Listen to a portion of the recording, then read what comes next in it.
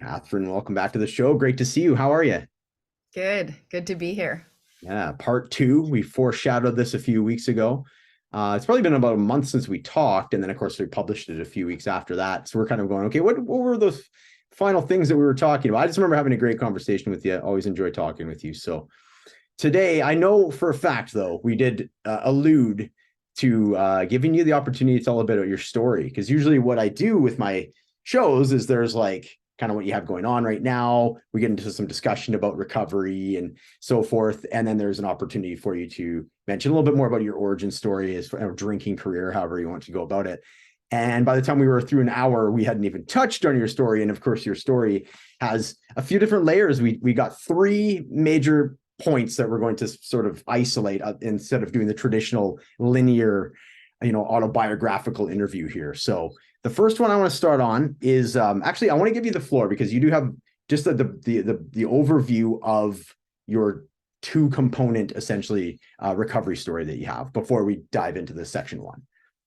Right. So, yeah, anytime somebody's asks me, to tell my story, I immediately, and I've been this way for quite some time. Which one? Right, right. And because I'm in my late 50s and I got here, I turned sober or turned 22 in treatment. So, my first story, the original, addiction, blowout, drugs and alcohol, rebel rousing young person.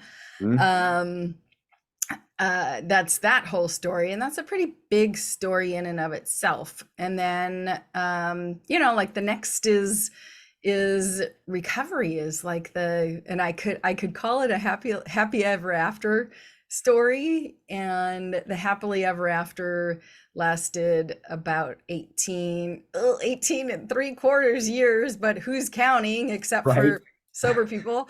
Yeah. um, Yeah, good point. and then I got everything I ever wanted, and we could call it a blowout, we could call it a lots of things, maybe we'll get into some of that. And then my relapse story isn't honestly all that exciting. And Mm, then I've got this next, it's like I wish I had a better word for a second chance, but this is mm. really a whole nother lifetime of sobriety. So I just celebrated 12 years again in September. And so again, big chunks of stories Yeah, for us to yeah, dive into. Yeah. yeah, absolutely. And it's and just anybody that hasn't listened to episode one, go back in the archives. I mean, it's only a couple episodes back actually. So we did, I want to say at the end of August, maybe beginning of September, it posted. So easy to find. Just scroll back a couple episodes for part one. And we touched on that in the work that you do. And you specifically, your sort of niche or corner is working with people that are in those longer stages of recovery. Because, as you mentioned, uh, I mean, you said like that 19-year, you hear in like relationships, like the 7-year itch, I guess recovery, maybe the 19-year itch, something happened. And you said yourself that you've seen this with people that you've worked with at a certain stage. And it's usually, yeah, it gets into that elongated like teenager stage of alcohol free or drug free or whatever it is. And then something sort of happens. And I like how you sort of foreshadow, we were very open about like the word choices, and kind of you and I were playing with some words last time, and you said so blowout. There's lots of different ways that we can talk about that, which we definitely will. So let's get into chapter one, if you will, component one. So you mentioned in the a little bit of a preamble that we had, of course, before starting recording, in that first 18 3/4 years, there was a stage that you were like you almost couldn't wait to have a better story. So let's just talk about that. I think that's a great like sort of trailhead to get into it, and wherever that goes from there, by Okay. all means take it. But I really want to hear about that. Like, yeah, explain that a little bit, please. Okay. So, to that'll almost tie the first two together, because my first, the first story, the real story of active addiction abuse for me was so laden with sexual abuse. And that was the thread of being molested growing up as a teen. I believe the first time it happened, I want to say I was 14. It might have been 15, but I think 14. See, there's a beautiful thing about the next level of stories that come in, is I'm no longer tied to the details of some of that nitty gritty. Right. So it's a long process of healing and forgiveness, tons of layers of forgiveness. And then, another big piece of my story was that I was stalked and raped by a serial rapist when I was 20. And, again, I was already on a blowout, active addict, alcoholic lifestyle. My coping mechanisms from, those early teen years were not healthy. They were self-destructive for sure. So my first story, when I told it, whenever I told it, like at meetings or, we'd have speaker meetings and I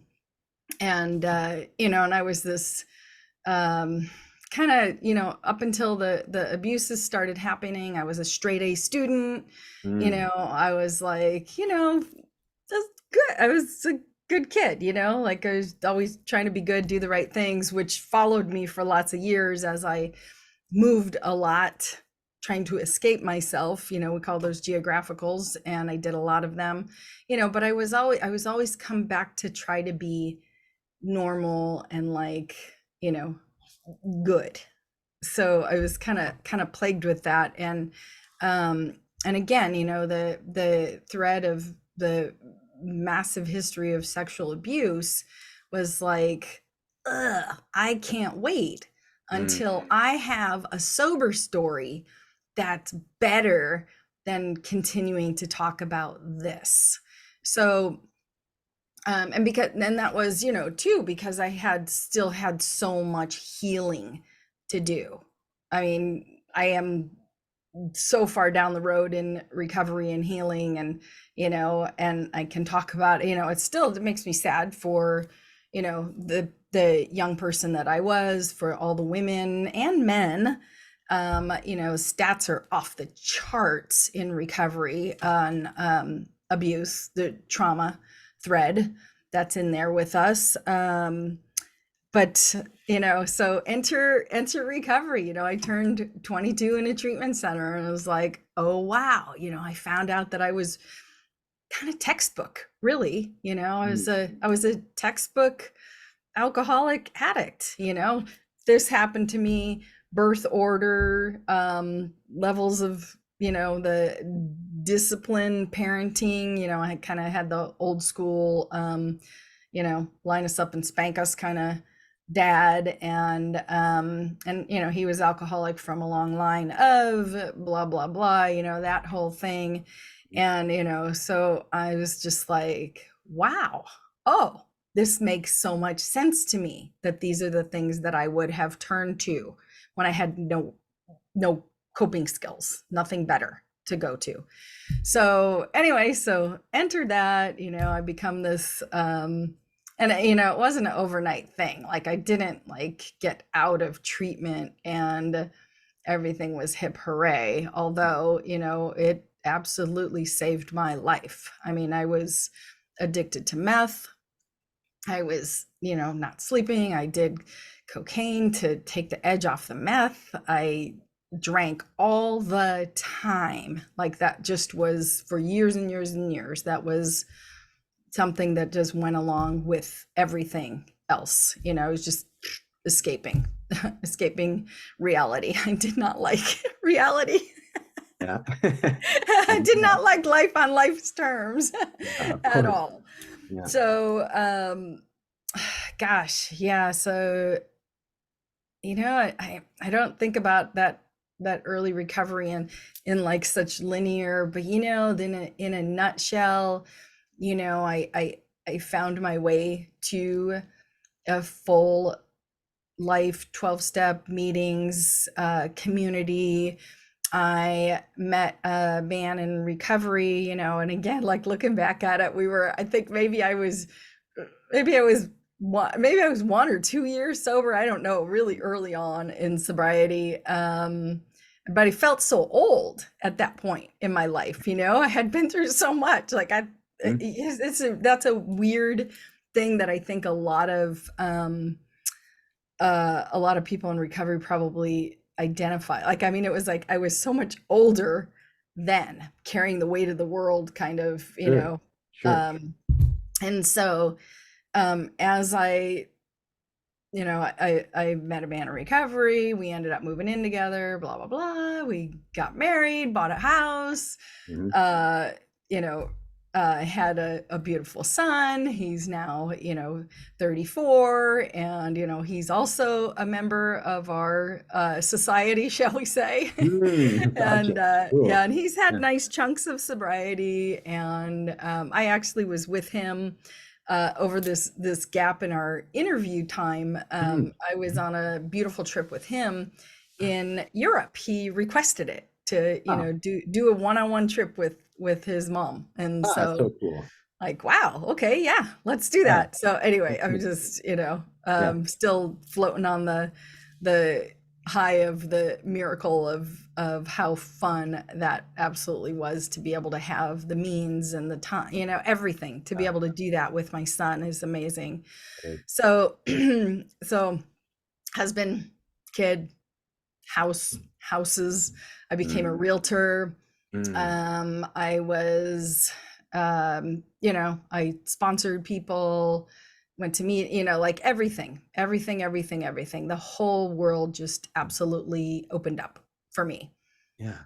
And I became, actually, you know what? I didn't become a hugely successful realtor right away. It was like, steady stream. Um, so it's funny. So I guess the happily ever after, as I'm talking about it, the happily ever after story Mhm. was probably about 10 years long. 10 years long, Got it. it's like, Yeah. it seems like it was 18, but it was 10 or 11 or something like that. 10 to 12 is probably realistic. And what ended up happening is my ex-husband, uh, who was in recovery with me, went back out. Mm, mhm. So he used, and he didn't just use, he went back out.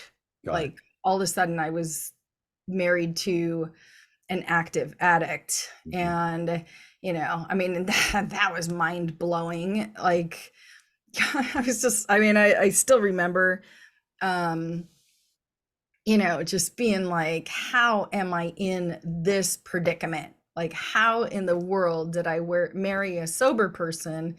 And now here I am with, like, like, if I stay with him, I'm gotta keep all together.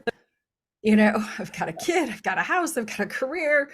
Yeah. And as long as he has that, I don't think he's going to get sober again. Because, I mean, we were in therapy. We were like, in therapy.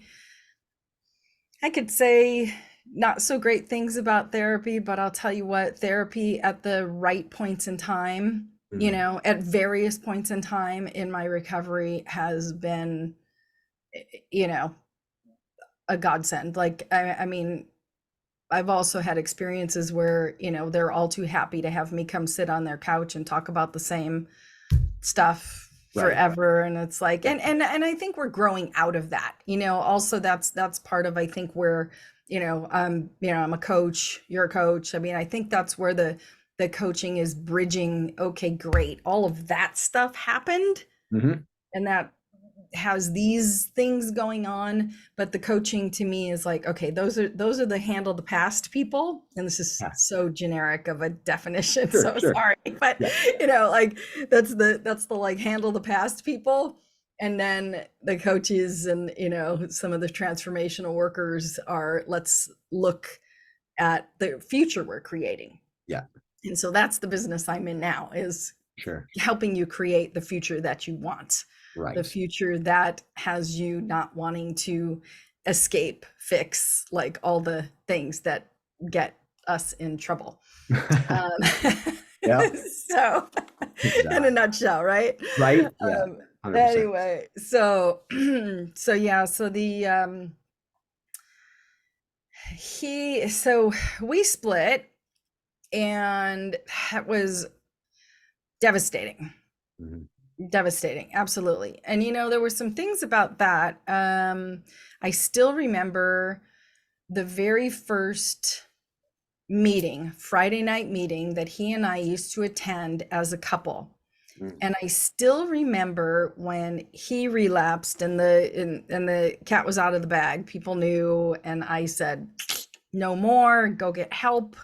He was in rehab, whatever, like all that kind of stuff. I remember going to the Friday night meeting that we used to go to as a couple. And I remember how difficult it was for me to walk into that building, walk into that room. Like I can still see me walking into that building, and how much, and I was shocked by this, but it was my real experience. I was so full of shame Mm. Mhm. that he had gone out, that we had failed, as a Yeah. as a AA couple, or like whatever, and we were, active members, and helped lots of people come up under us, and um it was a big hit, and it was a very interesting some very interesting things took place within me as that all came about. And anyway, so then kept on going. He did his best to get back on track. That wasn't a straight line. um and and I went into overdrive in my career, and I Mm. think it was triggered by fear, Sure. like Sure. how, I mean, he's like out of the picture, no more Mhm. income. Right? Al- Yeah. although, although I was working already as a realtor, and people were like, didn't you notice he wasn't like bringing in any money, and he's probably spending a lot of yours? And I'm like, no, I didn't notice. Oh. I trusted the guy. He was my Yeah. husband. So anyway, all that said, whatever. But I went into overdrive in my Mm. career. Mm. And I wanted to re-listen to some of our last one, and Mm. I didn't have time to do that today. Yeah. And I touched on one of your other, maybe the man you interviewed in the middle of Yes. our time together, and he was, Rabbi. maybe somebody was talking about kind of our addiction to I'm gonna say accolades, or acknowledge, like Sure. the exterior stuff, Yes. right? So Yeah. then all of a sudden I'm full of fear, and I'm in charge, and I don't realize I'm full of fear. I'm just like, let's go. you know Yes. Right. Of course. and Yes. and so yeah, so I went into overdrive in my career, and that was absolutely, actually it was absolutely amazing. Mm. Amazing. I Mm. was like, working a program, single, free, raising a kid, da da da da da da, and it was all great until it wasn't. Till it wasn't. Yes. And that was as so the alcohol stops working for us, Hmm. most of us, at Hmm. some point, right? Our Yeah. drugs, our addictions, our go to escape fix things stop working, Mm. and we don't get the relief that we once got. Like, so we can put that little label layer over so many things in our life. And I last time we talked about that too, is like, you know, um, to be clean and sober, like living a clean life, addiction free. I mean, that's Mm. a tall order, really. Yes. When you start pulling in all the other things that yeah, and we did dive in, but let's do it again. Like, just even like for me, like there's somewhat of an addiction to distractions, or like technology, to even to the extent that you were talking about work, like work as a numbing agent, essentially, right? I'm sure there was a degree of that. Yes, there was some fear-based oh, I only have the one income now, so I really got to, you know what I mean, pick up my socks, or however the narrative would have been for you. Hustle. Yeah. Right, the hustle part. And I imagine there was a component of the adrenaline of working is such that it's sort of turning down any of the other stuff that's Pain. coming up for you, right? The Pain. right? The pain. Straight up, yeah. The hurt, pain, the yeah, sadness, the sadness. you know, all the things that, like, you know, all the emotions of having things not go the way we thought they'd go or how we wanted it to be, and all, you know, all the stuff. So yeah, so oh gosh. So wait, this was supposed to be the chapter that I preferred talking about. Interesting, right? Yeah. Versus the first one that was so, you know, Yeah. ladled with that's not the right word, with abuse. And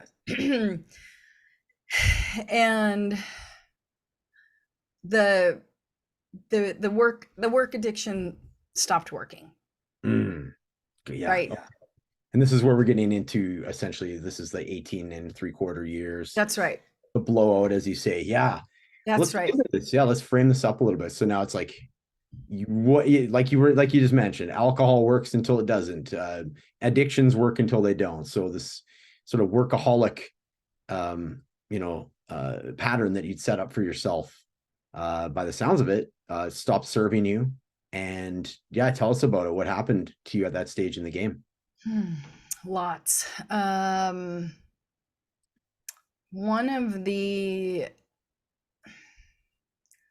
you know, I'm not wanting to say this like out loud or in public, but I mean, it just is what happened. And you know what, I may have even mentioned it in the last time. So, you know, so I was all, you know, out there going for it, right? Just like keeping the grind, keeping the hustle, you know, and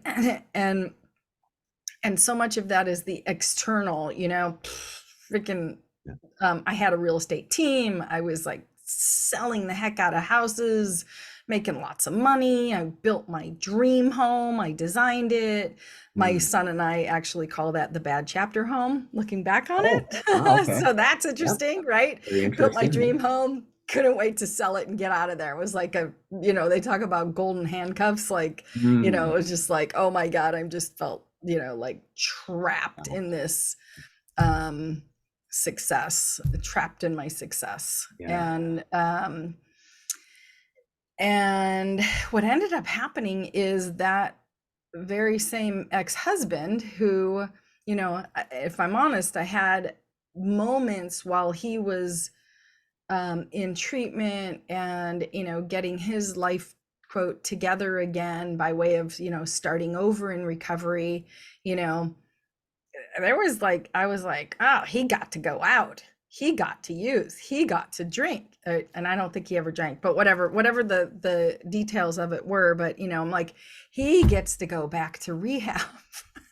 So these are not normal thoughts for people, but you know what? Like, I mean, you know, 3 hots in a cot kind of thing, like someone's taking care of everything and I'm not holding all the weight of all the responsibility, you know? So, and I think with that overly responsible narrative, you know, when we're working too hard or when we're too serious about our life, you know, I mean, we're like one of, you know, billions, right? I mean, like, and we get to thinking we're so, you know, this is just such a big deal. And it is to us at the time, but, you know, my ego was growing with all of that.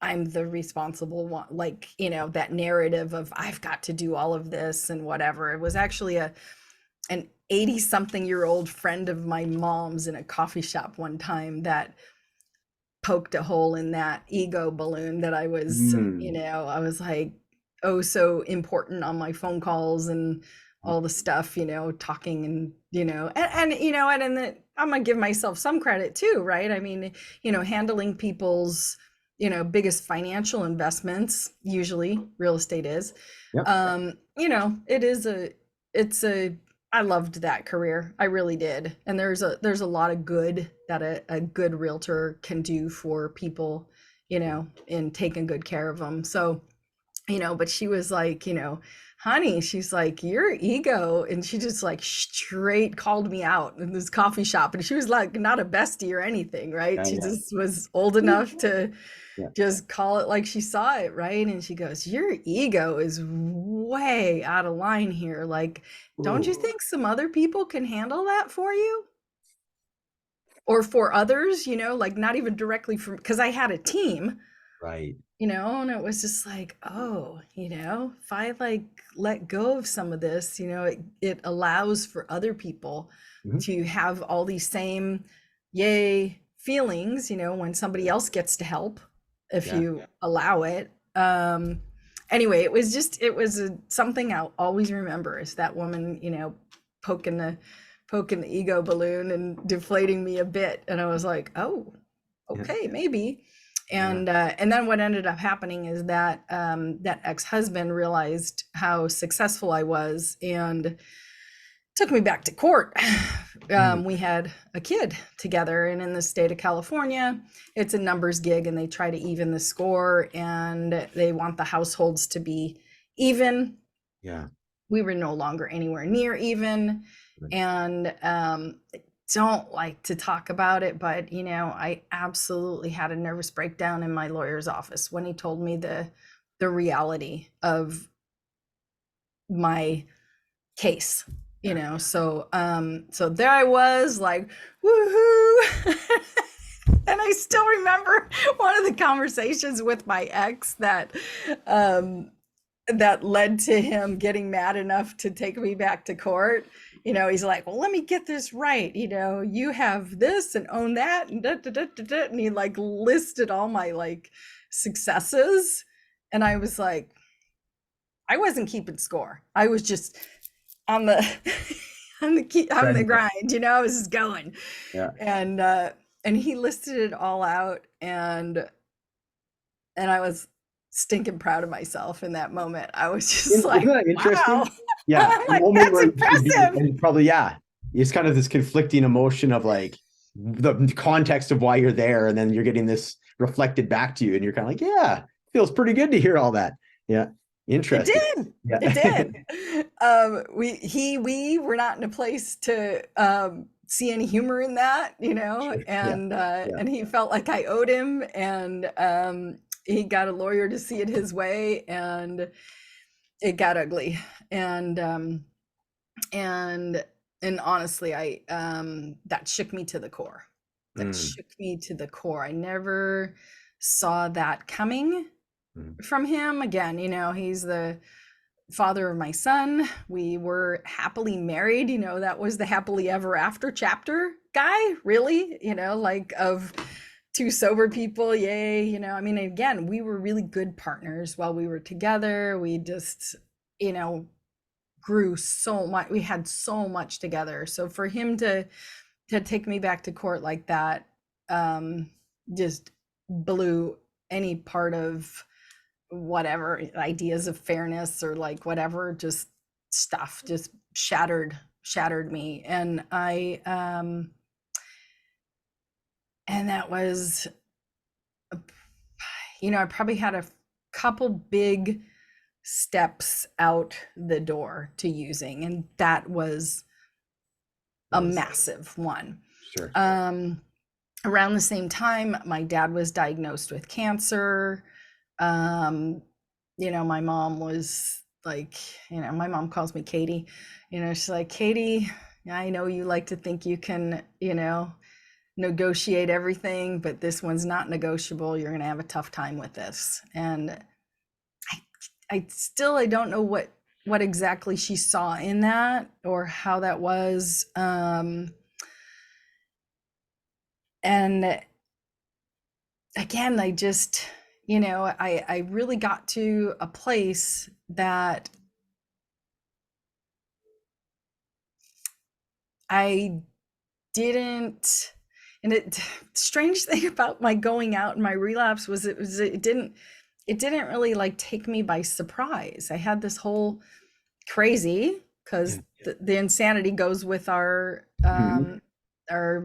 Yeah. deal here, so I thought, oh, I have all these spiritual practices, I'm, whatever. And right after that lawyer thing, I met this guy who was a very toxic influence. And and he was one to say, well, you're one of the most together people I know.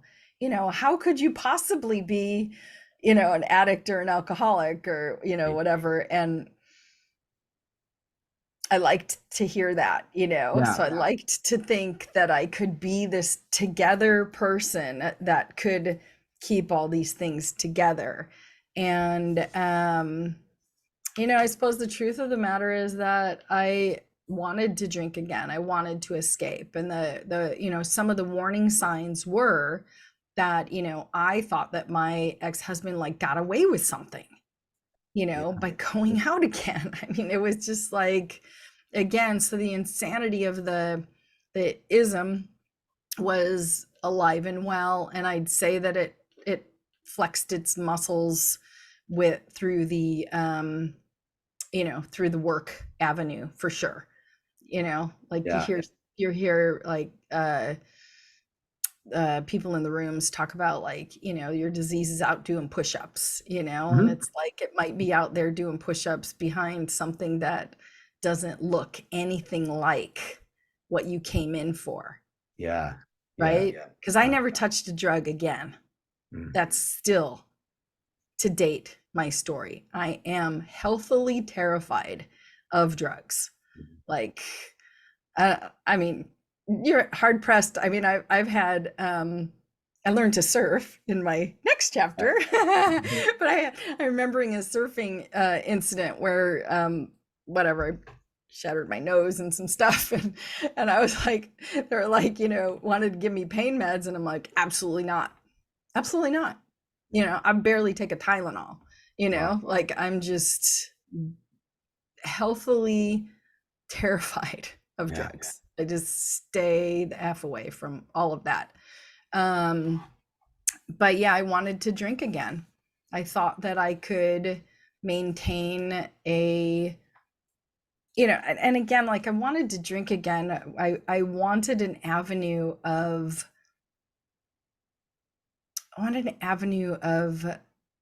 normalcy, of relaxation, of relief. Like relief, that's really the word is for, I think so many of us is relief. We're looking for relief from all these things, all these life things that we just don't know what to do with, and some of that was like, I didn't know what to do with success.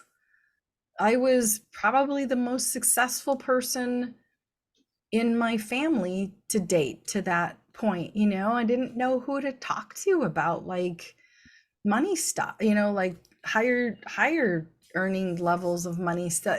There was just a whole bunch to it, and it was all fun, and it was also heavy for a single woman, and I suppose single men carry that too. I don't know,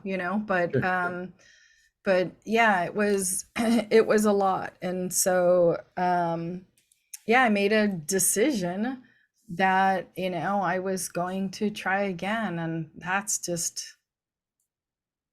crazy. So at 18 plus years, I backpedaled my way out of all of my sober training because I had, again, so many years of all of the school of clean and sober, and I literally could not make myself pick up a drink. Like I couldn't control my hand to make it do that.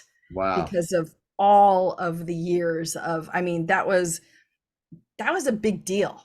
It was a big deal. It didn't I didn't just go, okay, I'm gonna try again. Like I had to like undo and really like prep this relapse. And of course I wasn't thinking about it as a relapse. I was thinking I was gonna control my drinking, which is the great obsession and insanity of every addict out there.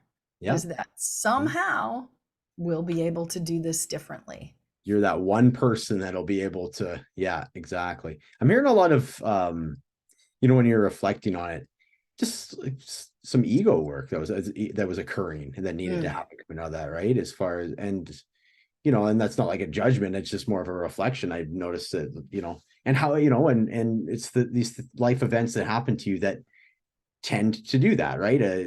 Huge external successes, right? Beyond anything you probably even dreamed of growing up, and doing it on your by yourself, essentially, as a single parent, which would of course add to that as well. There are a lot of narratives that could come up, that could also take a little bit more of the side of like that ego, right? And that gets a little bit out of balance. You start hearing people say, well, you're completely together, like I can't see that you'd ever have a problem. You're like, yeah, it's like you say, like, I kind of like hearing that, and then Yeah. by the time you're like, well, I've put all this work in, certainly I can, you know what I mean, I'll be that one person that's able to go out again And I and wasn't thinking I was the one anything, right. Okay. you Yeah. know. Yeah. I was just thinking I could somehow pull it off. And you know what? There were lots of things that had entered the arena of recovery in that time, and I don't know smart recovery. I still see that around, but I started doing like some research of other ways that didn't abide by the abstinence. Got it. Yeah. And I did know people that left AA and drank again or whatever, um and they were seemingly okay. And now I have enough perspective, and there's been enough time, and there's a lot of different avenues in the world, if you will, and my choice is back to the clean, sober, 12-step, old school, find God, Yeah. higher power, surrender, I Yeah. give, Yeah. like, Yeah. The whole thing. Yeah. Exactly. I'll just do it this way because this way works best for Yes. me. Yeah. Right. And that's what it's all about. So, yeah, awesome. Thanks for sharing that side of things. It's because I imagine there'd be a lot of people out there just like, wow, what led you back into, and then you're mentioning it was a choice and you did, and there was some work involved. I remember I quit smoking for years. Mm. And like I think with anything like that, I'd had my first drag off a cigarette and I felt so sick. And then I'm like, for some reason I decided to keep doing it, Keep going. Yeah, it's like this makes me feel like shit. I'm free Right. here for like 7 years. And I'm looking at it, I'm like, why on earth? The same thing with you, your hand's not even picking it up because it's Yeah. like against everything you've been working daily towards. And yeah, it's just such an interesting thing, isn't it? So Yeah. the theme, of course, being like too much for me. You mentioned a blowout, and it was a choice at that stage. Like it's so wonderfully painted the picture as far as all these different things that had happened to you and this confluence of life events, and I think you mentioned, as like, I just want to clarify, like, you perhaps a little bit like envious of your ex-husband in the way that he, like you said, he gets to go out and do that. Like, why don't I get to have that relief again? Right. The There was like checkout. Yeah, I the wanted to checkout, check right? out. Yes. Mhm. Yeah. Yeah. And I really think you hit the nail on the head as far as, because we took it like there's a lot of avoidance. There's a lot of like escapism in addictions. But I think underneath that perhaps is that just the need for relief, right? The need to just turn everything down a little bit, or a little bit, or a lot for X Yeah. amount of time, and A just get little bit or a lot. That's or a exactly lot, right. right? And you know Yeah. what? I actually had sane thoughts during that time as well. Which, they usually are. They're not just all one way or the other. And I had some sanity going on there that, I thought, wow, maybe there's a rehab for me. Like maybe there is a treatment, but Right. I didn't know of anything at that point in time. Now, again, this is still 20 years ago. Like the face of recovery and all the healing that is available to us at our codependency, our trauma work, our like there's so much available that maybe was just coming out back then or whatever. I didn't know anybody that signed themselves into any sort of, I'm call it treatment. I know of these things now, but I only knew of one back then. Um, and I really thought, gosh, you know what? That's really what I should do, is I Mm, should check myself into a treatment center again. But I had just, again, no context, and I wasn't saying those things out loud to anybody. right. That's the other thing, right? I mean, we're, playing the angel devil thing on our own shoulders and like letting it spin around. I mean, that's not usually a good, that's Right. not a good way to go, It does. so Yeah. Yeah. Yeah. if we So, have the okay. So, courage. Yep. right. So, okay. Yeah. So 18, 3/4 years. You're coming, you just had, you celebrated 12 years. What was the space in there that you went back out? What period of time was that? How long? It ended up to be, I don't know if it six something, I've called it 7 years, Okay. but approximately 7 years. 7 years. And Yeah. that was one of the most devastating things about that. And that was one of the biggest lies I told myself, was that if this doesn't work, so I like approached it like a science experiment, like I'm like, okay, well, if this doesn't work, well, clearly I had forgot all about powerlessness Yeah. and then the actual the truth of, being an addict, alcoholic. Like I forgot about powerlessness. So I thought that if this doesn't work, I'll just come back. And Yes. like, if we could bottle surrender that easily, like, holy crap, right? Yeah. That's, so that was the biggest lie I told myself, is that I could just come back.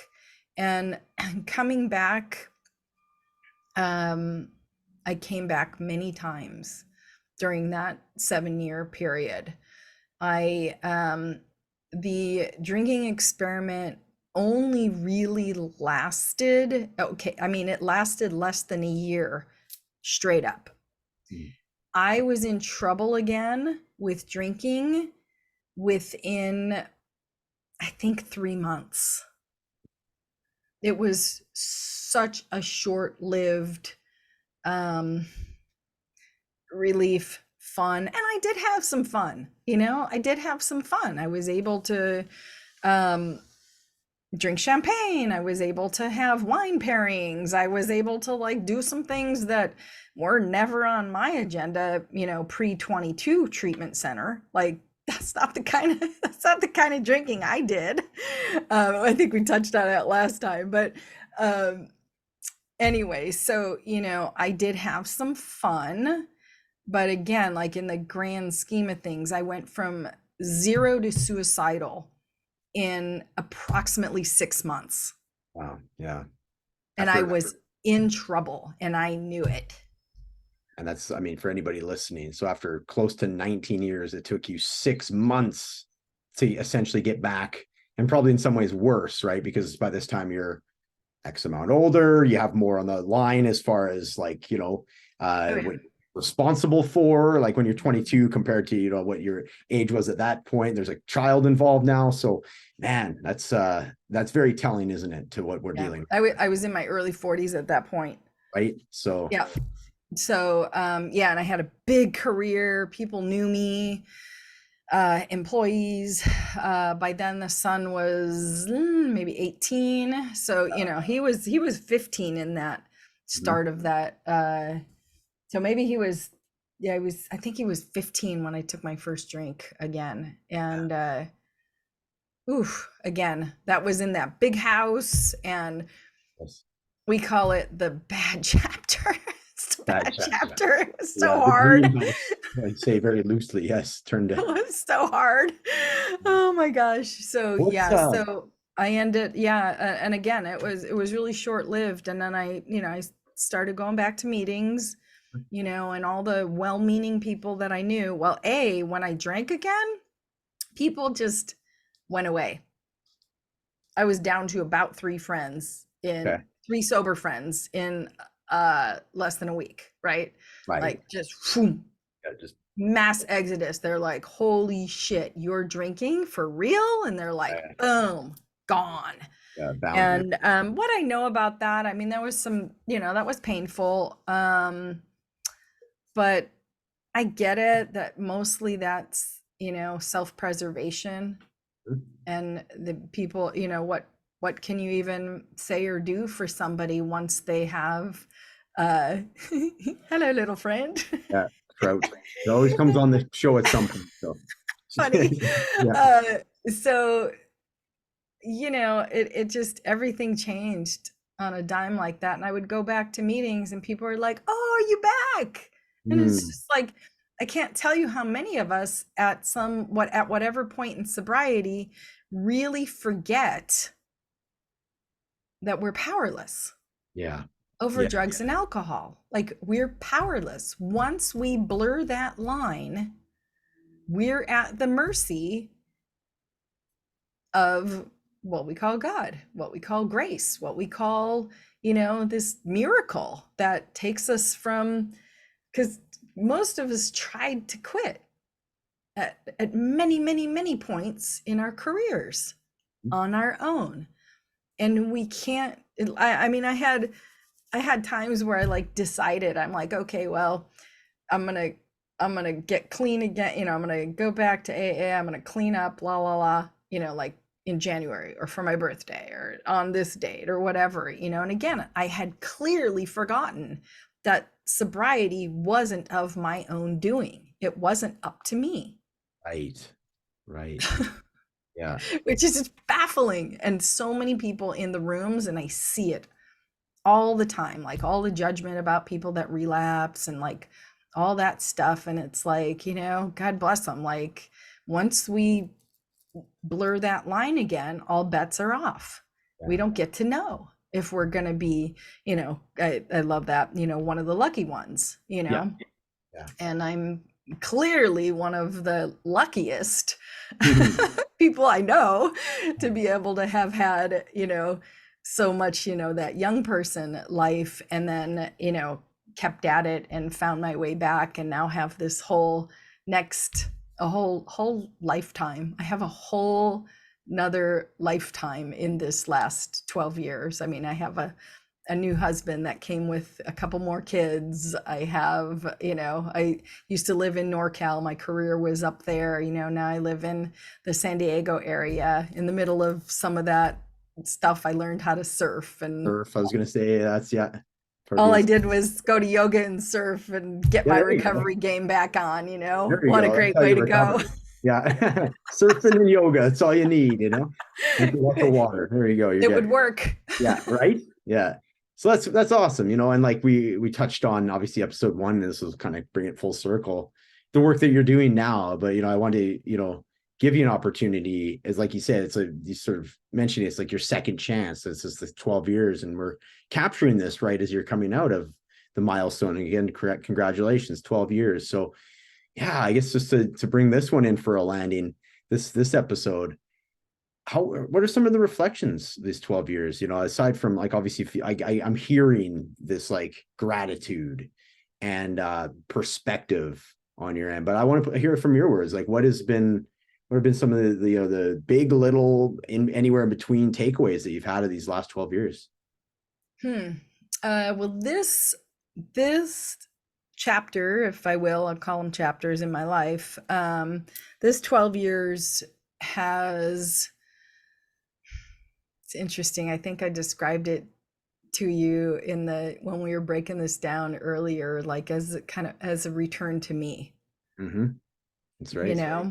So, I didn't realize it, but, my first go round, I was really trying to do all the right things, trying to be a good person, maybe trying to earn my worth was in there, right? Workaholism is coupled with a self-worth issue.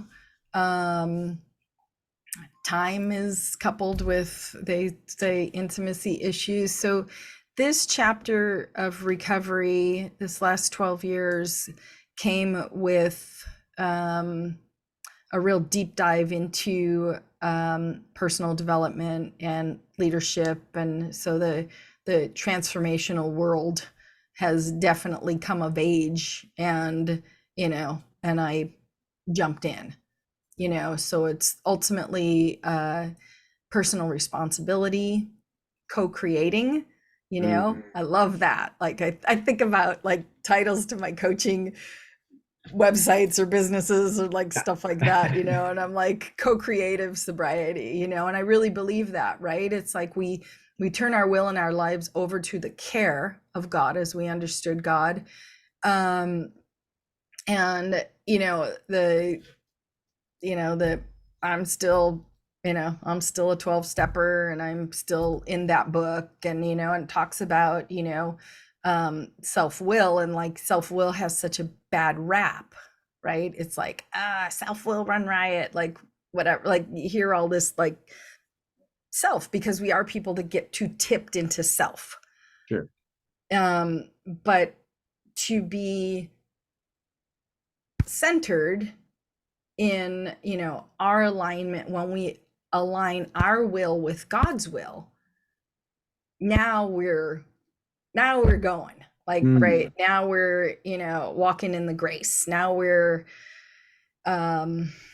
able to affect change, able to actually serve, to serve. And that's ultimately, that's the 12 step, right? Where we get to stay, and we get to have good lives, and we get to, as in our, as long as we're willing to serve, but we get clear about that. So so this one has really been conscious co-creation, and we are also, step 11, conscious, improve our conscious contact with God as we understand God. And so, meditation, I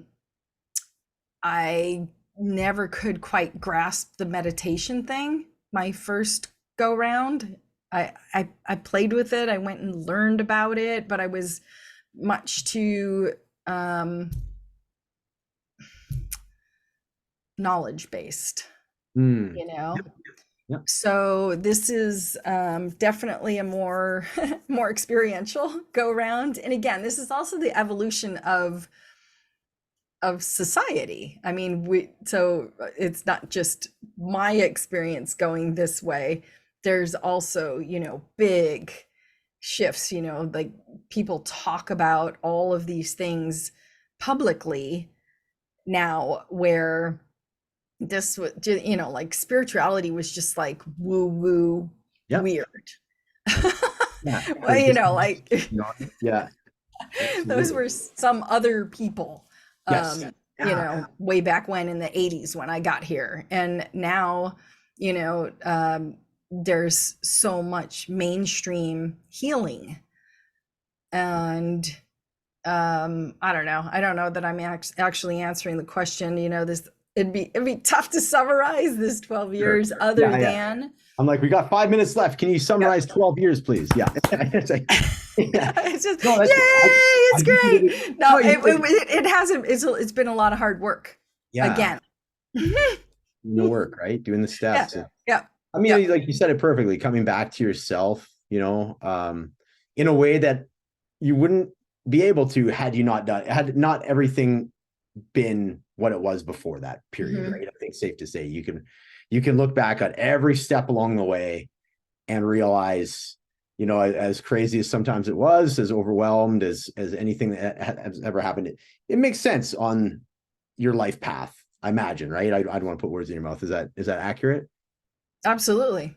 Yeah. I mean, again, I could tell stories for days, right? It's been, yeah, for sure. It's been 38 years of walking this road. Right. So, yeah. It's a good long chunk. And you know what? One of the things that just popped in my mind was, that what I really, really understand is my recovery is my responsibility. Ooh, that's good.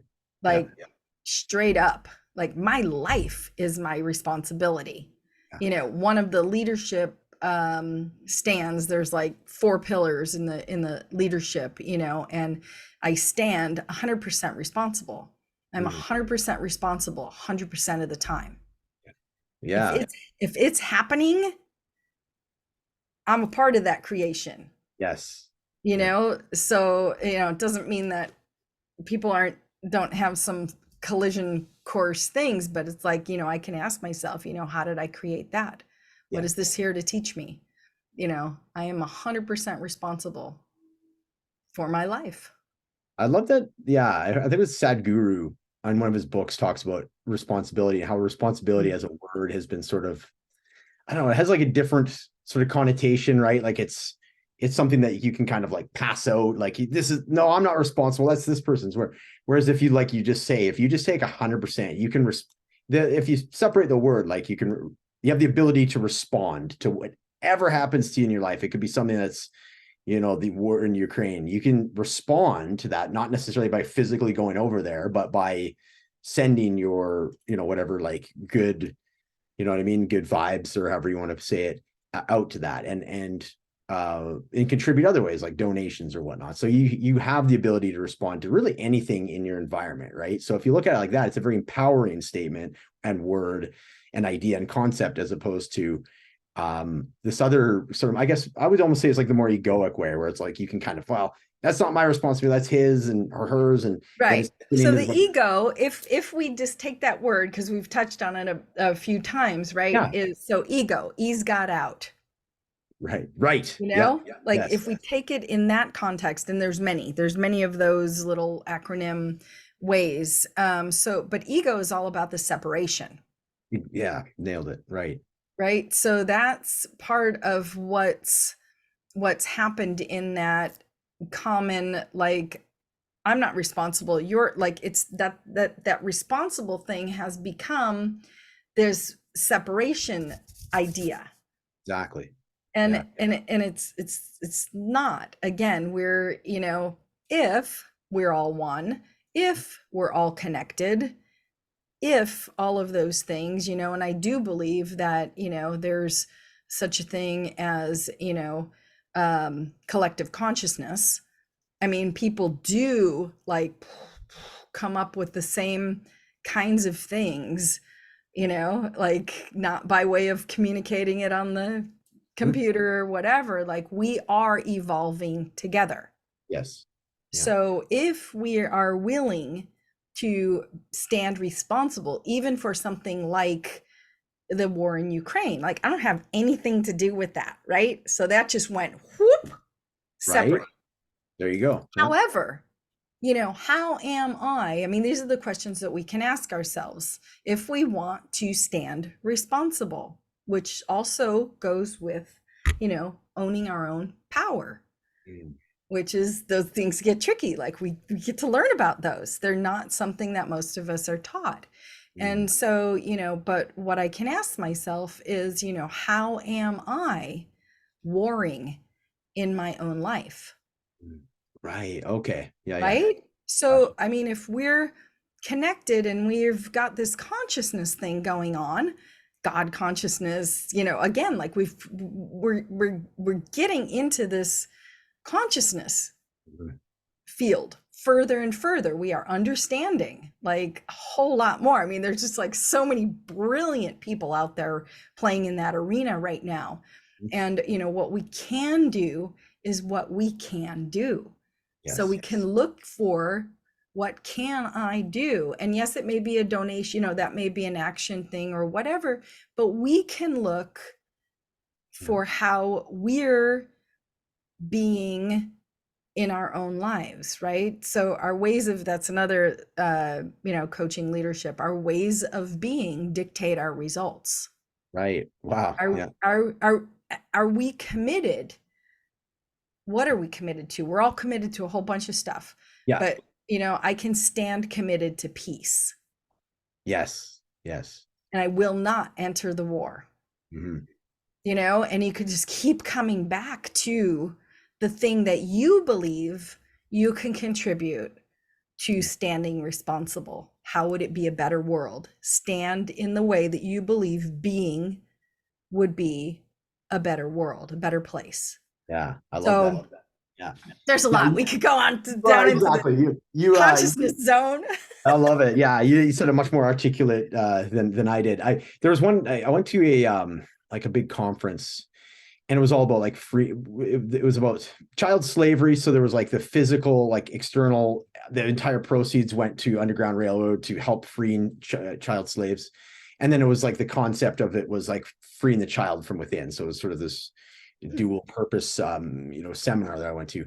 And there's people in the crowd that said to the host, Kyle Cease, he was like, how do you, I'm feeling all of this negativity. We're sitting here in this nice, you know what I mean? Like the whole, like this is this nice warm amphitheater, and yet all this shit's going on. How am I supposed to resolve that? And it was kind of similar to what you said. Is like, you have a choice to either really focus on the negative in life and feel guilty for what you have in your life, or you can think of it from the perspective of the child. Is it really helping them if you're like lowering your vibration and feeling all that pain and trying to like, or if you go the opposite way and feel and be the best that you can be in your life and contribute to that collective consciousness and raise like the tide, so to speak. Yeah. I think that's a more beneficial thing to do, right? And there's a debate. I mean, there's something there. It really depends on how much you believe in the types of topics that we're talking about here. But I mean, I like that perspective though. It's the more of what you focus on, and there's like a lot of different speakers that talk about the love as an emotion or gratitude is such a higher whatever vibration. Metric, we're talking energy. So now we've gone right? into energy. Yep. Exactly. Right. Yep. So we're potentially setting up episode 3 at this point. So, so it's great. I love ending as we did. It's great. Always great talking with you. Thank you so much for coming back on the show. You too. Yeah. And of course, on the show notes, we'll have everything available. What's the easiest way to get a hold of you? Is it Instagram, email? Like if somebody I think Facebook is the easiest way to get a hold of me. I'm on Instagram as well, so I'm pretty good about any messages anywhere. Any of those messenger things from those threads will get to me, and I do pay attention. Okay. So good stuff. Sounds great. So Kathryn will have everything available in the show notes. Thank you again so much for coming on. Lots of topics. I wrote down about 5 that I would perhaps do little mini episodes with you, or like an Instagram live sometime with you or something like that. Oh, fun. We should definitely do that. But I really appreciate your time as always. And thank you so much for coming on the show. Yeah. Thanks, Matt. Bye, y'all.